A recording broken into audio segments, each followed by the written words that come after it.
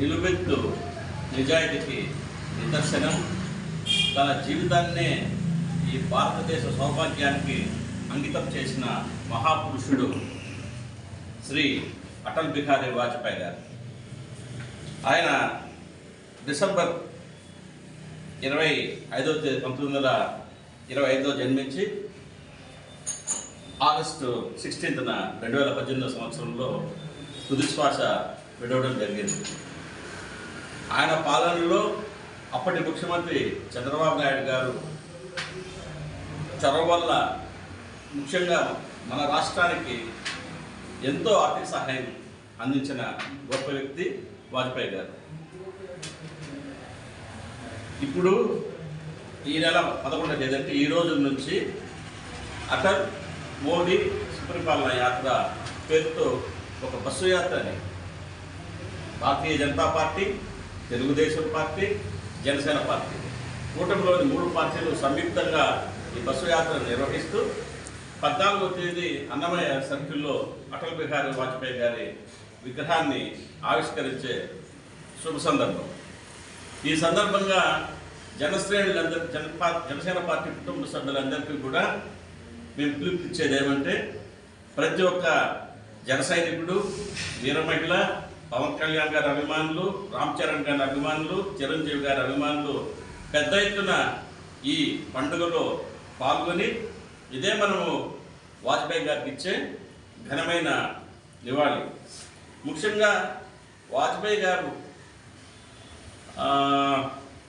96లో ఒక 13 రోజులు మాత్రమే ప్రమాణ స్వీకారం చేసి ప్రధానమంత్రిగా పనిచేశారు. మళ్ళా 98, 99 కాలంలో మళ్ళా అప్రజాస్వామికంగా చేసిన దాన్ని ప్రజల మద్దతుతో గెలుపొంది 13 నెలలు ప్రధానమంత్రిగా పనిచేశారు. అట్లాగే 1999 నుంచి 2004 సంవత్సరం వరకు పూర్తికాలం 5 సంవత్సరాలు ఆయన ప్రధానమంత్రిగా పనిచేసిన కాలంలో అందుకనే అంటారు, ఎవరైనా తన పదవీ కాలంలో, అది మదనపల్లి కావచ్చు, మదనపల్లి జిల్లా కావచ్చు, రాష్ట్ర ముఖ్యమంత్రి కావచ్చు, ప్రధానమంత్రి కావచ్చు, వాళ్ళ పీరియడ్లో ఏమేమి అభివృద్ధి కార్యక్రమాలు జరిగాయి, చరిత్రలో నిలిచిపోయే కార్యక్రమాలు ఏమి జరిగాయి అనేది చాలా ముఖ్యం. ఎందుకంటే ప్రతిదీ టైపాస్ చేసేది కాకుండా వాజ్పేయి గారి గవర్నమెంట్లో ముఖ్యంగా ప్రభుత్వ రంగ సంస్థల్ని ప్రైవేటీకరణ చేసేదానికి కూడా ఆయన చొరవ చూపారు. అట్లాగే చతుర్భుజ ప్రాజెక్ట్ అని చెప్పే ప్రాజెక్టు తీసుకొని ఈ దేశంలో ఉన్న ప్రధాన నగరాలన్నింటినీ కూడా అనుసంధానం చేసేదానికి బ్రహ్మాండమైన ఇన్ఫ్రాస్ట్రక్చర్ అంటే రోడ్లను వేయడం జరిగింది. ఇంకా ముఖ్యమైన విషయం ఏమిటంటే పోఖ్రాన్ అణు పరీక్షల్ని ఆయన చేసి ప్రపంచానికే భారతదేశం యొక్క అణుశక్తి చాటి చెప్పిన వీరాది వీరుడు అటల్ బిహారీ వాజ్పేయి. అట్లాగే కార్గిల్ యుద్ధం జరిగినప్పుడు శత్రు దేశాన్ని తరమి కొట్టి మన దేశాన్ని విజయబంధాలు నడిపించడానికి సైనికులు తగిన ఆత్మస్థైర్యం ఇచ్చిన మహనీయుడు అటల్ బిహారీ వాజ్పేయి గారు. కాబట్టి ఈ కార్యక్రమానికి మనందరం కూడా ముందరుండి భారతీయ జనతా పార్టీ, తెలుగుదేశం, మన జన సైనికులు అందరూ కూడా కలిసికట్టుగా ఈ కార్యక్రమాన్ని విజయవంతం చేయాలని చెప్పనేసి నేను పిలుపునిస్తాను. అట్లాగే ఈ సందర్భంగా మన జగన్మోహన్ రెడ్డి గారి గురించి కూడా 2 మాటలు మాట్లాడి, హిందువులకు ఆరాధ్య దైవం వెంకటేశ్వర స్వామి, కలియుగ దైవం వెంకటేశ్వర స్వామి. వెంకటేశ్వర స్వామి పరకామణిలో చోరీ జరిగితే అది పెద్ద ఇది చిన్న చోరీనే కదా, దానివల్ల ఏమన్నా ఇదవుతుందా అని చెప్పనేసి చాలా చులకనగా మాట్లాడారు. అట్లాగే తిరుపతి లడ్డు గురించి కూడా ప్రస్తావిస్తూ అదేందో గుడి అంట, అదేందో లడ్డు అంట అనేసి చాలా హేళనగా మాట్లాడుతున్నారు. ఈ రకంగా నేను పత్రికా విలేకరులకు సోదరులు కూడా ఒక నల్లా చెప్తాను. మననే మా పార్టీ నాయకుడు కిరణ్ రాయుడు తిరుపతిలో బాగా చక్కగా వివరించారు. ఇప్పుడు నేను మన అందరికీ చెప్పేది ఏమంటే, ఇది నా పర్సులో ఉంటే 1000 రూపాయలు, ఇదే నా పర్సులో ఉండే 100 రూపాయలు. అంటే 1000 రూపాయలు దొంగలిస్తేనే దొంగతనం చేసేట్లా, 100 రూపాయలు దొంగతనం చేస్తే దొంగతనం చేసేట్లు కాదా? నా మనసులో 10 పైసలు దొంగతనం చేసినా దొంగతనం చేసేట్టు. అటువంటిది పరమ పవిత్రమైన వెంకటేశ్వర స్వామి పరకామణిలో దొంగతనం చేస్తే దాన్ని సమర్థిస్తాడు ఆయన. ఈయన ఈ రాష్ట్రాన్ని 5 సంవత్సరాలు పాలించింది. మదనపల్లిని జిల్లా చేయాలని చెప్పి మేము గుర్తెత్తి కోరుకుని సంవత్సరం 2 ఏళ్ళు పోరాటం చేస్తే ఎందుకు చేస్తున్నారు మీ బాధ ఏదని పిలిచి మమ్మల్ని మాట్లాడకపోగా కూటమి ప్రభుత్వం ఎన్నికల ముందు ఏదైతే హామీ ఇచ్చిందో హామీని నిలబెట్టుకుంటూ జిల్లాను చేస్తే ఒక్క వైసీపీ నాయకుడు, ఒక్క వైసీపీ కార్యకర్త కనీసం ప్రెస్ మీట్ పెట్టి అయ్యా రాజకీయాలు ఎట్టన్నా ఉన్నాయి, మదనపల్లిని జిల్లా చేసిన దానికి మేము స్వాగతిస్తున్నామని చెప్పేంత ధైర్యం కూడా మీకు లేకుండా పోతాం సోదరులారా. కాబట్టి మళ్ళీ నేను చెప్పేది ఏమంటే ఈ మా నాయకుడు పవన్ కళ్యాణ్ గారు ఏదైతే చెప్తున్నారో ఖచ్చితంగా రాబోయే కాలంలో కూటమి పార్టీలన్నీ కలిసే ఉంటాం. ఈ రాష్ట్రాన్ని అభివృద్ధిలో తీసుకుపోయేంత వరకు మా ముగ్గురు నాయకుల నాయకత్వం పనిచేస్తారంటారు. జై జనసేన. ఒక ముఖ్య ఉద్దేశం మన మదనపల్లిలో అన్నమయ్య సర్కిల్లో అటల్ బిహారీ వాజ్పేయి గారి విగ్రహము 14వ తారీఖు స్థాపిస్తున్నారు. ఎన్డీఏ ప్రభుత్వం కూటమి అంటే బీజేపీ, జనసేన, తెలుగుదేశం. ఇది ఒక పెద్ద ప్రోగ్రాంగా చేయాలని డిసైడ్ అయినారు. దీనికి వైసీపీ వాళ్ళు ఏం చెప్తున్నారంటే ఎందుకు విగ్రహం ఆయన మదనపల్లిలో స్థాపించేది అనేసి వాళ్ళ ప్రశ్నలు. అంటే రకరకాల వెనకాల రూమర్స్, కామెంట్స్, వాళ్ళ సోషల్ మీడియా మీకు తెలిసిందే కదా. మీరు చిన్నదైనా పెద్ద చేస్తారు, పెద్దదైనా చిన్నది చేస్తారు, వాళ్ళ ఇష్టం అని. సో దానికి మేము ఒకటే చెప్తున్నాం. వాజ్పేయి గారు ప్రైమ్ మినిస్టర్గా ఉన్నప్పుడు ఇండియా అంటే మన భారతదేశాన్ని ఎన్నో రకాలుగా డెవలప్మెంట్ స్టేజెస్కి తీసుకెళ్ళినాడు. కాశ్మీర్ టు కన్యాకుమారి 4 వరుసల రోడ్లు అంటే ఆయన ప్రవేశపెట్టిందే. 4 వరుసల రోడ్లు ఆయన ప్రవేశపెట్టిందే, 6 వరుసల రోడ్లు ప్రవేశపెట్టిందే. ఆ 4 లేన్స్ రోడ్స్ కానీ 6 లేన్స్ రోడ్స్ కానీ భారతదేశంలో ముందు లేవు. కేవలం మన మాజీ ప్రధానమంత్రి వాజ్పేయి గారు ఉన్నప్పుడే ఆ రోడ్లు రావడం. దాని ముందు అమెరికాలోనూ, దుబాయ్లోనూ అట్లా రోడ్స్ ఉండేవి. ఇక్కడ రోడ్స్ వేయడంతోనే టోటల్ ఇన్ఫ్రాస్ట్రక్చర్ అంతా భారతదేశంలో మారింది. సో మొత్తం ప్రపంచం కన్నంతా కూడా భారతదేశంలో వచ్చింది. Kashmir to Kanyakumari single road అంట కనెక్టివిటీ. చెన్నైకి పోవాలన్నా, ఇట్లా కన్యాకుమారి పోవాలన్నా, కాశ్మీర్ పోవాలన్నా, ఢిల్లీకి పోవాలన్నా, కలకత్తాకి పోవాలన్నా, ఎక్కడికి పోవాలన్నా కూడా ఈ రోడ్డు మార్గాల్ని పెద్దవి చేసి తద్వారా భారతదేశం డెవలప్మెంట్ కోసము మీకు ఇంకా చాలా దాంట్లో ఆ రోడ్స్ వేసే దాంట్లోనే ఆయన భారతదేశానికి ఫ్యూచర్లో కూడా పనికొచ్చే విధంగా అట్లా ఆర్మీకి కావచ్చు, అట్లా ఎయిర్ ఫోర్స్ కావచ్చు, నేవల్ డిపార్ట్మెంట్ కావచ్చు, అన్ని రకాలుగా కూడా ఆ రోడ్లు పనికొచ్చే విధంగా రూపకల్పన చేసిన అతి పెద్ద మేధావి మన మాజీ ప్రధానమంత్రి వాజ్పేయి గారు.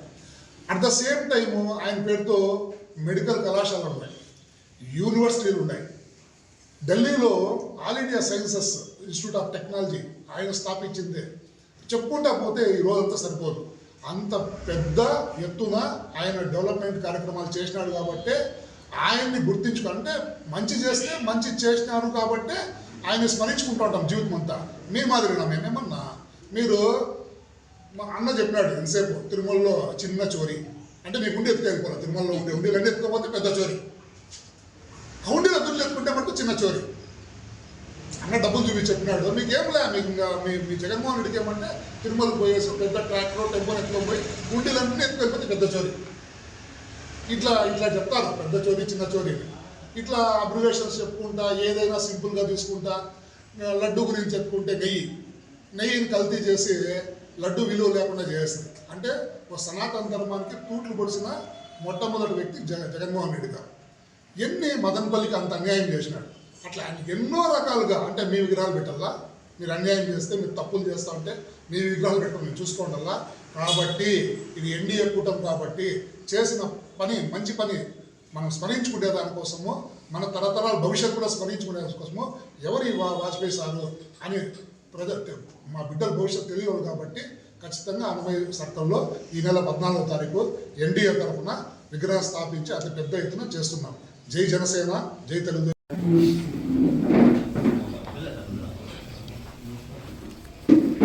ఈరోజు మదనపల్లి మున్సిపాలిటీ పరిపాలన సౌలభ్య భాగంగా మున్సిపాలిటీ సరైన విజిట్ చేయడం జరిగింది.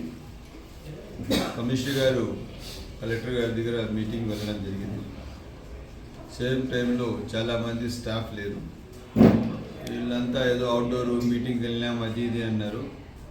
మూమెంట్ రిజిస్టర్ కూడా ఆర్డర్లో లేదు, లీవ్లో పెట్టిన లీవ్ కూడా సరిగా ఆర్డర్లో లేదు. ఇది ఎట్లయినా కానీ ఇది ఫస్ట్ మనం విజిట్ చేసాం, సడన్ విజిట్ ఇది. ఇప్పుడు ఇన్స్ట్రక్షన్స్ ఇవ్వడం జరిగింది. తెల్లవారి 10:30 నుంచి 12:30 వరకు ఖచ్చితంగా entire department offices Madanapalle municipal ఆఫీస్లో ఉండాలి. ఇది మదనపల్లి 2 లక్షల మంది 2.5 లక్షల మంది జనాభాకు సంబంధించిన ఆఫీస్ ఇది. వాళ్ళకి ఏ అవసరం వచ్చినా, టైటిల్ ట్రాన్స్ఫర్ అయినా, డెత్ సర్టిఫికేట్ ఉన్నా, బర్త్ సర్టిఫికేట్ ఉన్నా, ఇష్యూస్ ఏమున్నా అక్కడ ఉండడానికి వస్తారు. వచ్చినప్పుడు అధికారులు అందరూ ఉంటారు. కమిషనర్ గారు తెల్లారి 6:30, 7కే ఆఫీస్కి వస్తారు. అట్లా టైంలో స్టాఫ్ కూడా కోఆర్డినేట్ చేయాలి. ఆ విధంగా బాధ్యతగా పనిచేయాలి. ఇంజనీరింగ్ డిపార్ట్మెంట్ కానీ, టౌన్ ప్లానింగ్ కానీ, శానిటేషన్ కానీ మొత్తం సిస్టమ్ ఆర్డర్లో ఉండాలి. వాళ్ళకంతా సూచనలు ఇవ్వడం జరిగింది. ఇది ఫస్ట్ టైం అని నేను కూడా వాళ్ళతో మాట్లాడి నేను లేదు. నెక్స్ట్ విజిట్ చేసినప్పుడు నాకు కానీ ఎవరైనా మన మున్సిపల్ టీం ఎవరైనా లేకపోతే దానిపైన తగ్గి జరుగుతుంది. ఎవరికి అట్లా ఏం గులాదు ఉండదు. ఎందుకంటే మనము పబ్లిక్కి జవాబుదారితనం, పబ్లిక్కి జవాబు చెప్పాలి. సో దానికి బాధ్యతగా మనం ఇంకా బాధ్యతగా పనిచేయాలి. Okay, thank you.